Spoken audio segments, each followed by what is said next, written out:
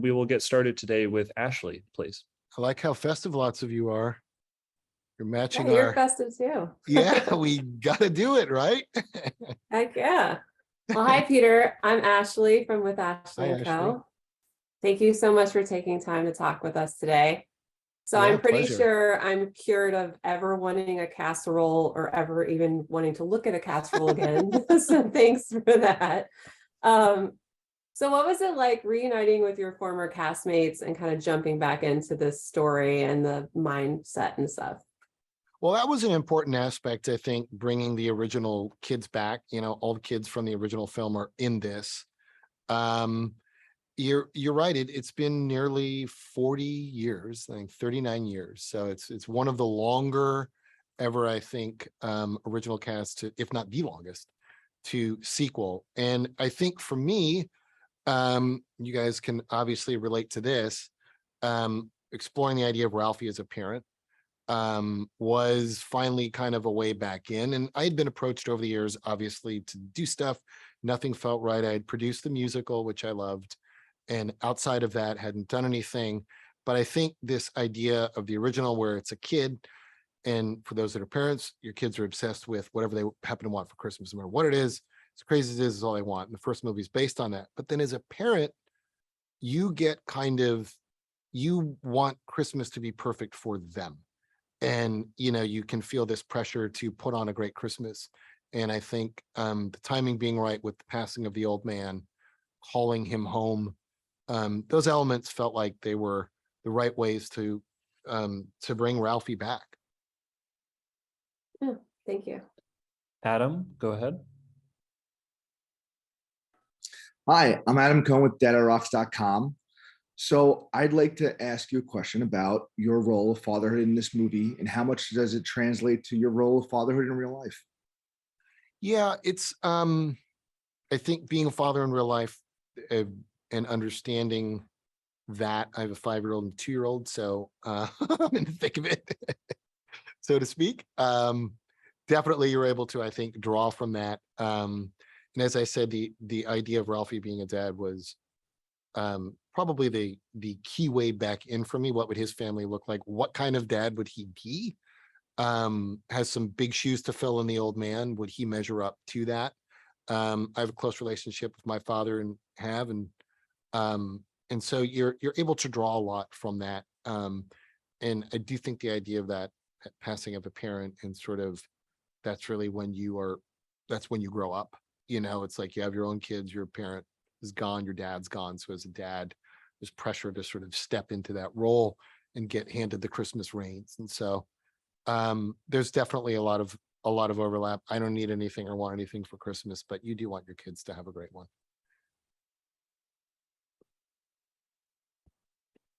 Right. And Diane, please. Hello, I'm Diane from 3 Decades, 3 Kids. Hi, Diane. And first of all, I loved the movie. I absolutely loved it. You were phenomenal in it. I was wondering how it was going to play out the entire movie, and it worked. It just worked. It was absolutely wonderful. One of my favorite parts was the ending. Could you tell me a little bit, was that emotional? How was it to do the end of the movie? Yeah. Thank you. I think the movie's a little more emotional, maybe even to some degree than some of us expected. The original is, I know Gene Shepard, who wrote the source material for the original, is very kind of anti-saccharine and, didn't want things to be earnest and it's good. But I'll tell you that first one, when he gets the gun, you kind of well up, you do get emotional because the whole movie builds to it. And this one, I think, builds to some climactic emotion as well. It really was, I think, in some ways kind of defining Christmas, right? Which can be, that movie is an actual gift, but what is Christmas? And that voiceover in the end, which is the house was filled with life, laughter, and love once again. That's kind of what you're aiming for. I think, Christmas is messy, brings out the best in us, can bring out the worst in us all. 3 Decades, 3 Kids. I'm sure you've been through it, right? Right. it's why I love it. It's why it makes great Christmas movies, because it Mhm. really can be messy. It can be hostile. It can be loving. It can be all those things. And so I think, yeah, to land there in the end was sort of the right way to kind of land the plane, so to speak. That Right. it's not, but it's being together. It's being grateful for what you do have. It's appreciating, which is kind of where he lands. It's not what he thought it could be or wanted, but it was perfect because he's It with was the people so that he loves. real. It was just so real. Like it really hit home with that. I just loved it. I loved Oh, it. well, thank you very much. Thank you. Appreciate it. All right, and Diane with FSM Media, please. Hi, Peter.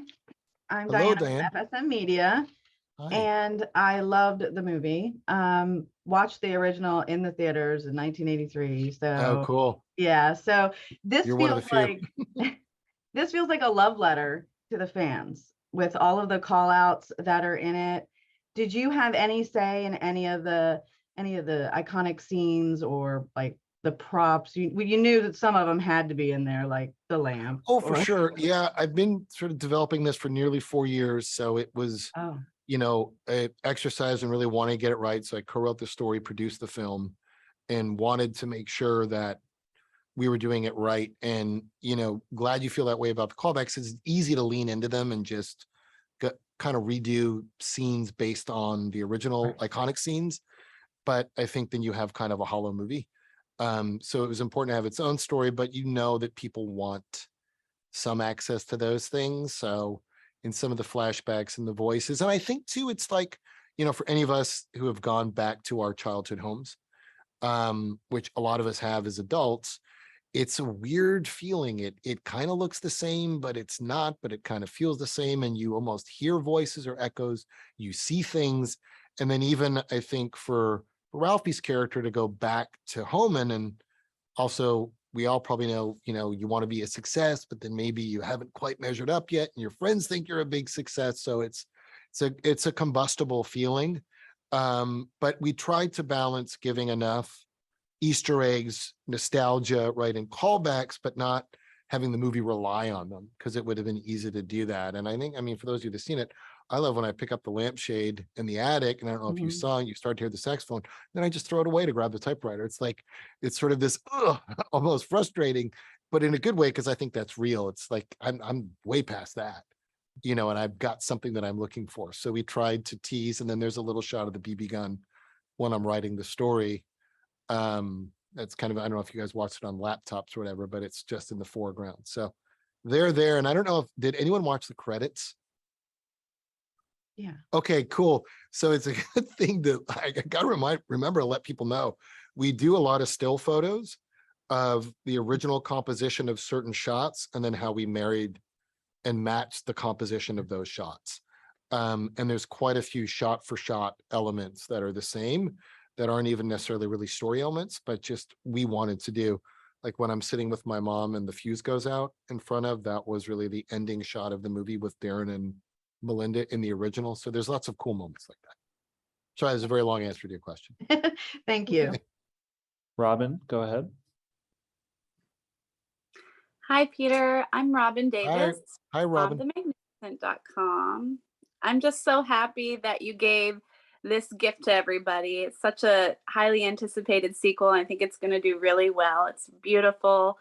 Everything that you've said so far just touches on the heart of the film. So thank you for that. Oh, for sure. Um, Thank you. I'd love to know, what lessons do you think families can learn this time around? Through the film. Yeah, through the film. Yeah. I do think both movies are, if you're connecting to that character, it doesn't seem like he's going to get his goal at really either movie, because the journeys are challenging. And I think it's one of the things I like about Ralphie. He's pretty relentless in his pursuits. Don't quit, don't give up. The outcome will always be different than what you anticipate, that's for sure. But part of the joy is trying and being on that journey, and I like that he's also a dreamer. He's still got his fantasies, and yes, they're a little elevated, and thinks he's going to win the Pulitzer and all that. It doesn't happen, but it's okay to dream. And I like that that's, it's a very associated with youth, that quality, but it was important to me as he got older to say, he's still got to be a dreamer. You know, you don't give that up. And that's okay. We have to make them more adult, but I don't want him, and he has nightmares, you know, of it too. It's like the jail sequence. He has, you know, when you live in that place, you think things at some moments are going to go great, and then you think they go horrifically wrong. The truth is never that extreme. I can relate to that, you know, for sure. I have daydreams and day nightmares of things going horribly wrong or horribly well. So I like those qualities, and I think they're, you know, I think they're good to learn from. And I think, as I said earlier, that, you know, doesn't matter if there's grudges or challenges or difficulties, you know, let them go around the holidays, be with the people you love. And I think learn to appreciate what you do have, because, you know, a lot of people have more than sometimes they're willing to admit or to see, and it's the truth. And, you know, family is a very important thing, and to be with them around that time is really the greatest gift. Beautiful. Thank you very much. Yeah, for sure. Nicole, go ahead. Hi, Peter. Thank you for joining us. My name is Nicole Mucci. I'm with the Multicultural Maven. Love the film. And Thank one you. of the things that, you know, from the original one, now the sequel, is so much comedic aspect to the sequel. And so I was curious, you know, family, the casting was so well. Did you guys improvise on a lot of those scenes, or were those things that you kind of already wrote into the script? A little bit both. You know, the unique thing about this one, well, we have Julie Haggerty, who's, you know, might be one of the most iconic comedic performances in Airplane of all time, right? So she is just so naturally funny. Erin Hayes has done such tremendous comedic work her whole life. So to have them as sort of a base, and here's one thing I asked for, is the old school way. This might be inside, but films long ago, you used to rehearse, and it was just a part of the process. You've probably read filmmakers' books or looked at them. They talk about, they'd rehearse. It's been eliminated from our business for whatever reason. Every department gets prep, but the actors get zero, which is strange because they have to jump in day one and have chemistry. I asked for it because I wanted it, thought it'd be important, and also because for me, it had been a minute since I had stepped into kind of a leading role, and I wanted to really find Ralphie again, not just in my living room screaming in a mirror, making my family feel enormously uncomfortable. So I was able to have that time, and a lot of the comedy comes from that. So a lot of it's preparation, I think, and then we could sort of distill down the writing. But on the days like the caroling, yeah, we have some fun. We play with some different things. We go super extreme. And we did that too in the fantasies. Like we'd do a take where I was super broad, and then when I was more grounded, we kind of gravitated towards the broader ones. They just were funnier. So we kind of gave ourselves the license to play a little bit and say, okay, we'll find it, because tone was so important to us to get, for it to feel like it fits with the original movie, that they were kind of made, you know, by the same people. Thank you. Thank you. Renisha, go ahead. Hello, my name is Renisha, and I'm from QueenThrifty.com. I just wanted Hi. to know if you ever had the opportunity to take your family to the original Christmas house located in Cleveland. Good question. I have not actually, but we were able to, and I've heard great things about it, but we were able to recreate the whole street for this movie, which was kind of magical, and build the house to detail. So for me, being able to kind of oversee that, and then I think, you know, we had one paint color, and during prep, and we said, no, it's not quite right. We repainted it. I mean, we sort of took really painstaking detail to match what we thought that house would be plus 30 years, and that whole street, the Bumpus house next door. What would the evolution of that 30 years later be, just with newer cars, slightly newer cars, and more gear. So being able to do that and recreate was kind of a surreal feeling, I think. And for the cast, in fact, a lot of the cast wasn't part of the exteriors of the house, but they were in town. I called them. I said, you guys got to get down here. This is wild, when we got done with it. And so the whole cast came down, and we took some photos in front of the house, and they walked around. They couldn't believe it, because it felt like we were teleported back to Cleveland, to where that house was. And that's a traditional annual thing for my family and I. So thank you for that awesome opportunity. Oh, thank you very much. Kimmy, go ahead. Hi, Peter. I'm Kami from the mamadiaries.com. Thank you Hi. for speaking with us today. So Oh, for I sure. loved that, like within the movie, that we could totally see you as a little boy. I mean, you could just like, it was awesome. It was so great. I would love to know, what was your favorite scene to film? Of the new one.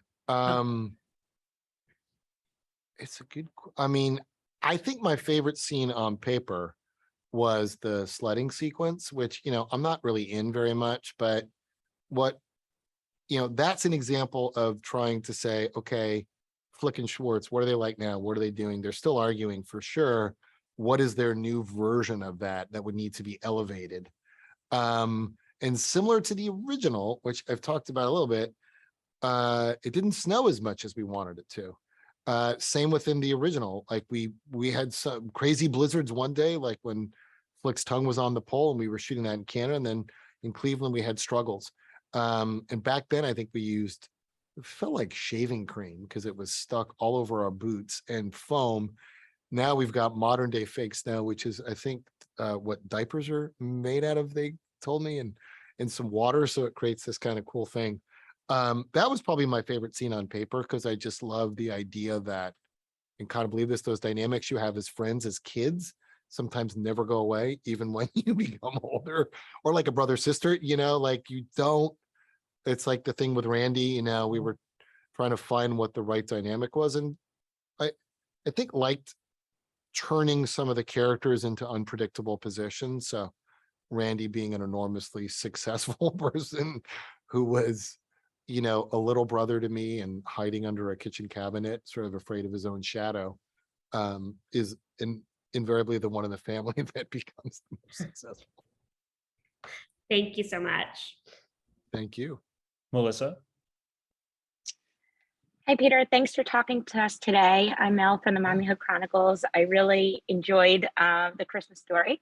My question is, coming from filming this as a boy to now having a son in the movie and a daughter in the movie, how was it in terms of working with the kids and the dynamic with the kids?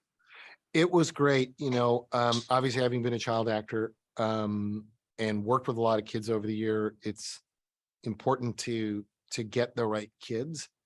And we spent quite a bit of time in the audition process, and we did a lot of chemistry reads, and a lot of them were actually like this. We used Zoom a lot because we were looking all across the country. And then you do kind of mixing and matching with with a Mark and a Julie, and Juliana we had seen early in the process, and was just remarkable. And River we had seen fairly early in the process and was remarkable. And I remember Bob Clark, the director of the original, told me later, he said I was the first person he auditioned for the role. However the casting had set it up, they had big weeks and weeks of it. Here, Peter Billingsley was first. And he remembered seeing me and going, oh, that's my guy. But no way could I hire the first person, obviously. So he went around and then came back around and did it. And sometimes you do want to just sort of explore and see. But, River and Juliana really stayed in our minds. And then they had great chemistry together. And it's fun. And I enjoy working with kids. I like it. The way they say kids and animals you should avoid, two of which we have in this thing. But I enjoy it because they don't come with any history. They are so pure and joyful and want to have fun and participate. And they can just be so real. So, it's easy to kind of direct them within a scene. It's easy to throw them stuff, and they have no preconceived notions of what things should be. So they're willing to try anything, which is great. Thank you. Jenna, go ahead. Thank you. Hi, Peter. My name is Jana, and I'm with an outlet called Whiskey and Sunshine, and I co-host a podcast called Geek Girl Digital. So you talked very briefly about Easter eggs and nods earlier, but do you have an explicit Easter egg that is in this film that's your favorite that you pulled from the previous film? Yeah, I think I touched on it. It's the moment after I've gotten the star and gone through Scut and come home and I'm sitting alone in front of the tree. And my mom, Julie Haggerty, comes and sits next to me. And that is the mirror image of virtually the final shot in the original when Melinda is done and they're watching the snow outside.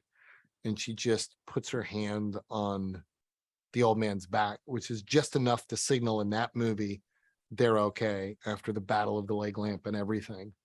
And it's this interesting idea of movies very much an homage to the old man and to Darren McGavin, that you can feel with the passing of him. And so felt kind of right that, it's now kind of mom and son that are in this together. And so I liked, and we took many hours to get that right and to get sort of the camera move and the setup of that right.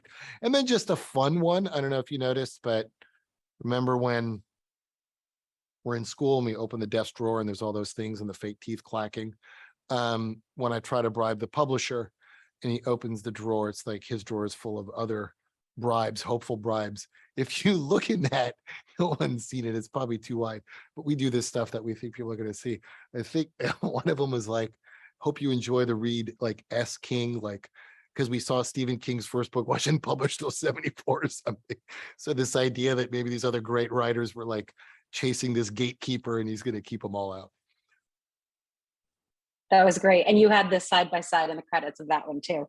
Yeah, exactly. And then some other That's ones, I great. guess breaking the fourth wall, that was another thing that is so rare and weird in that movie when after I lied to my mom about getting hit by an icicle, break the fourth wall and laugh at the camera. We wanted to, it was one thing we were really checklisting to do and weren't sure where. And we just said on set, we kept looking for an opportunity to do it. And then after the Randy felt like the right one to do. And it turned out it was kind of almost the same framing because that was in the bathroom that was right upstairs. So Awesome. Thank you so much. Lynette? yeah, thank you. Hi, I'm Lynette Fernandez with FantasticLife.com. Thanks for joining us Hi. today. Yeah, for sure. So I was going to ask about some fun facts about the films, not necessarily having to do with Easter eggs, but I feel like we've talked about that a lot. So I'm going to give you the choice, either some fun facts about the film. I'm trying to be generous here. Sure. Or I know that you do a lot behind the scenes. So how does that compare to you being in front of the camera again? It has been a while, certainly since I've done lead. I was talking about because I have produced with Vince Vaughn for a long time and we're able to produce this movie together. And we met on an after school special, if you guys remember those, Yes. when I was 18. And I think that was my last lead role. So it's been a while. And that's when I was trying to get out of acting and behind the scenes. And I've cameoed and stuff throughout my career and hopped into little, small roles or little supporting roles. But I think that's like really my last lead role that I've done. So it's been quite some time.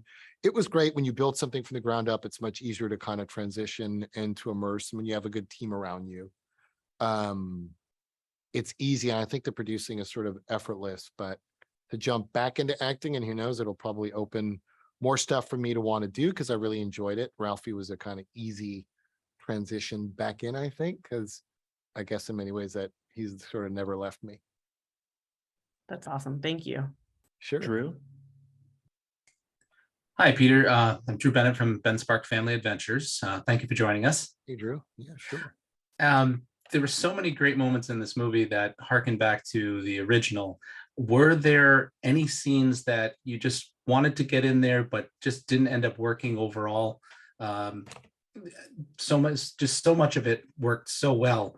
Was there anything that just didn't make it?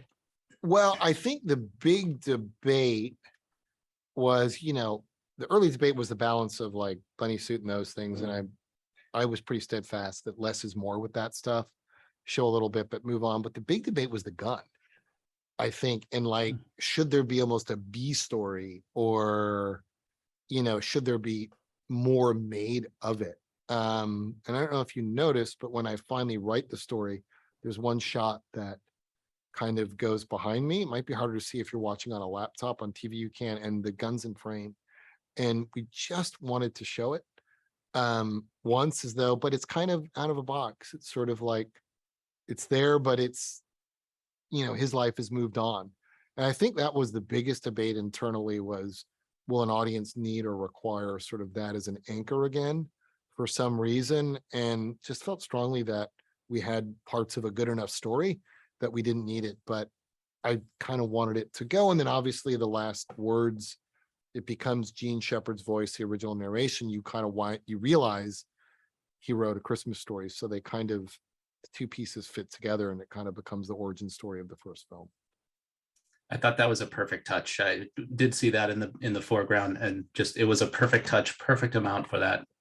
Yeah, Yeah. thanks. We felt the confidence there too. And I think as the scenes got better in the movie and the movies coming together, it's, some people are always pushing for more. And myself and Clay and Vince and the filmmaking team was just saying, no, like trust it, let it stand on its own. Because if it doesn't, it's never going to be anything more than everyone, this sort of gimmick kind of thing. And let's take a swing. Let's see if we can make something that has a little bit of sustenance and can stand on its own. Thank you. Thank you. All right. And lastly, we'll finish with Kristen, please. All right. Hi, Peter. I'm Kristen with EA Extreme Fun. So I know that you were involved in the creating process of the new film. So you knew like what scenes or like what the scenes would look like and props and everything like that. But how was it actually, once it all came together and you went into that role, like how did it feel to like actually see everything? Was it like deja vu, like kind of seeing Completely. the original props and sets? And is there anything that you wish that made it to this film from the first, besides the old man, of course, but anything that you wish made it in that didn't? Yeah. I mean, in terms of being deja vu, I think it was 100% that sense for myself and for all the returning cast, because we had the resources to recreate the house to detail inside the furniture. I mean, we matched, everything as what it would be for a family that's not very wealthy 30 years later, right? Like, yeah, there's probably a new refrigerator, or there was a refrigerator. But certain stuff doesn't get the upgrade. If it works, it works. Certain furniture doesn't get the upgrade. So a ton of memories came back to me. Yeah. Particularly being inside the house, because we spent so much time in that living room, the dining room, and the kitchen. And almost those deja vu things where you're like, oh, whoops, no, we're here. We're not back in 83. Like it feels so familiar. And that was really nice. And anything that we hoped would make it, I don't think so. I mean, we talked a little bit about the discipline and the Easter eggs. We wanted, the bunny suit, the lampshade, the gun, those things to be a part of it. But I like that, you sort of update the characters and they get their day as sort of adults. And so to me, that was important to kind of fight for and flip the dynamics of who you thought they might be and really who they are today. Yeah, it was really good. I enjoyed watching. I appreciate it. Thank you. You're welcome. You bet. Thank you all so much for joining us. That's all the time we have for this, and have a great rest of your day.